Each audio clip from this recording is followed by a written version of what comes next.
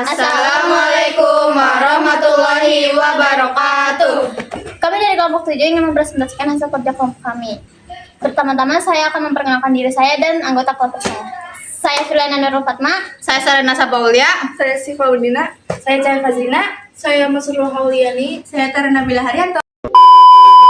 Pertama-tama saya akan menjelaskan tentang peran pelaku ekonomi dalam kegiatan ekonomi. Yang pertama, produksi sebagai kegiatan ekonomi.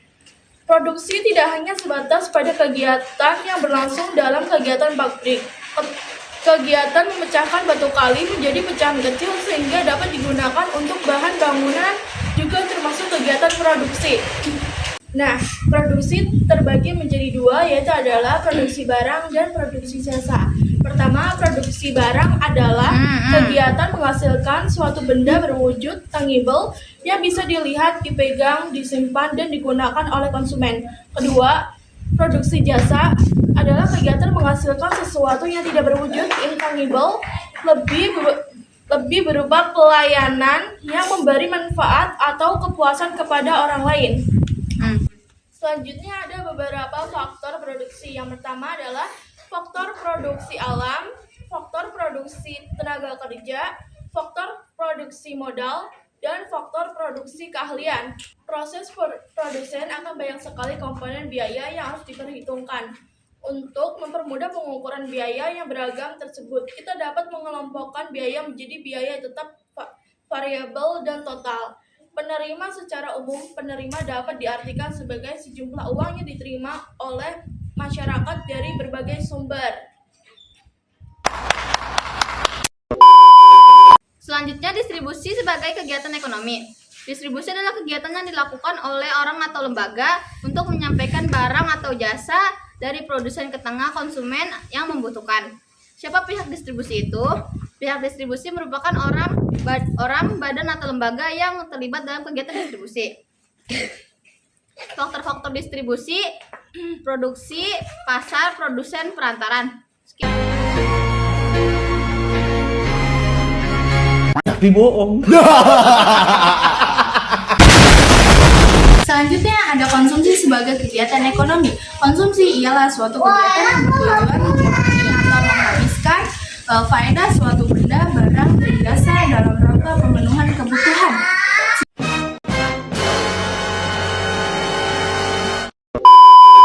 Ciri-ciri konsumsi ada 3, yaitu memperolehnya diperlukan pengorbanan, yang kedua ditunjukkan untuk memenuhi kebutuhan hidup, yang ketiga manfaat, nilai ataupun volume benda-benda yang digunakan tersebut akan habis sekaligus atau berangsur-angsur. Apa guys? Dia bilang apa guys? Guys, dia bilang apa? A few moments later. Selanjutnya saya akan menjelaskan pelaku-pelaku ekonomi. Pelaku ekonomi terdiri atas rumah tangga yaitu konsumen, perusahaan yaitu produsen, pemerintah, dan masyarakat luar negeri. Peran konsumen yaitu 1. Sebagai pemakai barang dan jasa untuk memenuhi kebutuhan. 2. Membantu kelancaran peredaran barang dan jasa. 3. Dapat mempengaruhi kebijakan pemerintah dalam rangka pelindungan konsumen. Yang kedua, peran produsen 1. Sebagai penghasil barang atau jasa yang diperlukan untuk memenuhi kebutuhan masyarakat. 2. Sebagai pihak yang dapat meningkatkan produk domestik bruto. 3. Sebagai pemakai faktor-faktor produksi atau miliki.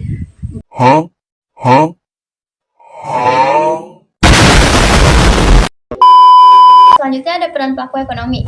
Peran pelaku ekonomi terbagi menjadi 2, yaitu peran pemerintah dan peran masyarakat luar negeri. Peran pemerintah ada 3, yaitu membuat kebijakan untuk mengatur kegiatan reproduksi, konsumsi, dan distribusi. Yang kedua ada membuat kebijakan untuk mengatur distribusi pendapatan. Yang ketiga membeli barang dan jasa untuk penyelenggaraan negara. Yang selanjutnya ada peran masyarakat luar negeri. Yang pertama ada tempat mengekspor barang dan jasa. Yang kedua memberi pinjaman bagi rumah tangga produsen dan pemerintah. Yang ketiga tempat mengimpor barang dan jasa. Dan selanjutnya ada tujuan utama kegiatan produksi, yaitu untuk memenuhi kebutuhan masyarakat dan mencari keuntungan bagi produsen. Dan yang terakhir yaitu kesimpulan. 1. Pelaku ekonomi terdiri atas konsumen, produsen, pemerintah, dan masyarakat luar negeri. Yang kedua, masing-masing pelaku ekonomi akan memiliki peranan masing-masing dan akan saling terhubung karena sama-sama melakukan kegiatan dan perekonomian. Dan yang ketiga, interaksi pelaku ekonomi dapat digambarkan melalui circular flow diagram. Yang keempat, circular flow diagram dapat dibedakan menjadi 3, yaitu diagram 2 sektor, diagram 3 sektor, dan diagram 4 sektor. Sekian dari kelompok kami. Wassalamualaikum.